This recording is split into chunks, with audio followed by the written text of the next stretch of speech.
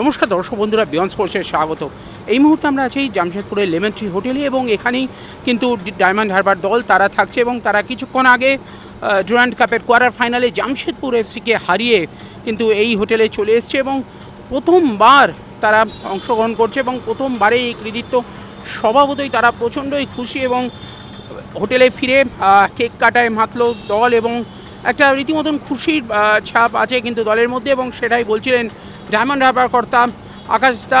তিনি যেমনটা বললেন যে ডায়মন্ড হারবার দল যখনই তারা কোথাও অংশগ্রহণ করে চ্যাম্পিয়ন হওয়ার অথবা ভালো ফল করার মেন্টালিটি নিয়েই নামে এবং এবারও কিন্তু সেই লক্ষ্যই থাকছে। সেমিফাইনালে এখনও পর্যন্ত স্থির হয়নি কারা আসবে, মোহনবাগান না ইস্টবেঙ্গল, সেটা কিছুক্ষণ পরেই ঠিক হয়ে যাবে, কিন্তু তারা যে তৈরি সেটাও জানিয়ে দিলেন। সেই মুহূর্তগুলো যখন জামশেদপুরকে হারিয়ে ডায়মন্ড দল হোটেলে ফিরল, সেই উচ্ছ্বাসের মুহূর্তগুলো এবং আকাশদার বক্তব্য এক্সক্লুসিভলি দেখে নিন বিয়ন্ড স্পোর্টসের পর্দায়।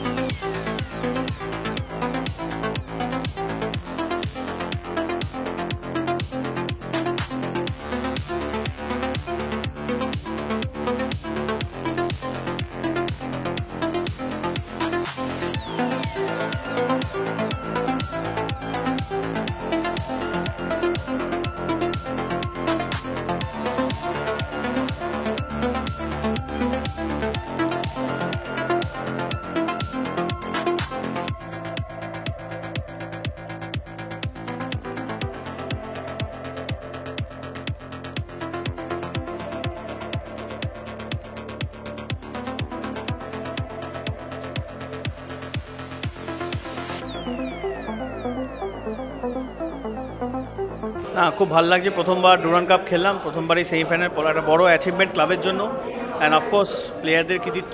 খুব ভালো লাগছে যে এরকম একটা আইএসএল টিমকে হারালাম।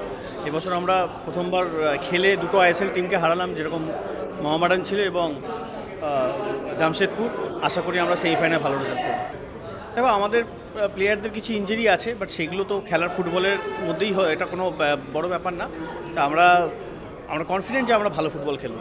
দেখো, আমরা যখনই যে কোনো টুর্নামেন্ট খেলতে যাই আমাদের কিন্তু মাইন্ডসেট থাকে যে আমরা যাতে চ্যাম্পিয়ন হতে পারি, মানে আমরা পার্টিসিপেট করতে, আমি আগেও বলেছি ইন্টারভিউতে যে আমরা কখনো পার্টিসিপেট করার জন্য খেলি না।